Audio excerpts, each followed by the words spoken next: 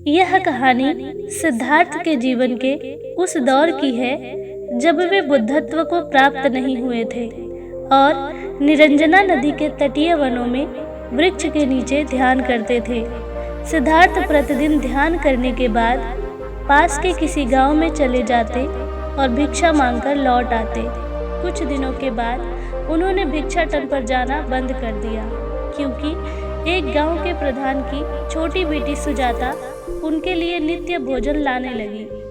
सिद्धार्थ को वह बड़े स्नेह से भोजन कराती थी। कुछ दिनों के बाद उसी गांव का एक चरवाहा भी सिद्धार्थ से प्रभावित होकर उनके पास आने लगा। उसका नाम स्वास्ति था।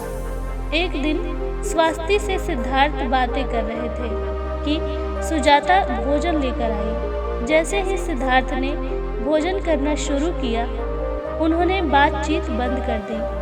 जितनी देर तक वे भोजन करते रहे, बिल्कुल चुप रहे और वहां पर सन्नाटा छाया रहा। स्वास्ति को हैरानी हुई। उसने सिद्धार्थ के भोजन करने के उपरांत उनसे पूछा, गुरुदेव, आप मेरे आने के बाद निरंतर वार्तालाप करते रहे, किंतु भोजन के समय एक भी शब्द नहीं बोले। इसका क्या कारण है? सिद्धार्थ बोले, भोजन का निर्माण बड़ी कठिनाई से होता है। किसान पहले बीज बोता है, फिर पौधे की रखवाली करता है और तब कहीं जाकर अनाज पैदा होता है। फिर घर की महिलाएं बड़े जतन से खाने योग्य बनाती हैं। इतनी कठिनाई से तैयार भोजन का पूरा आनंद तभी संभव है जब हम पूर्णतः मौन हो।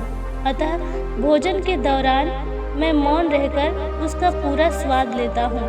वस्तुतः शांति से किया गया भोजन न केवल शारीरिक भूख को तृप्त करता है, बल्कि मानसिक आनंद और सात्विक ऊर्जा भी देता है।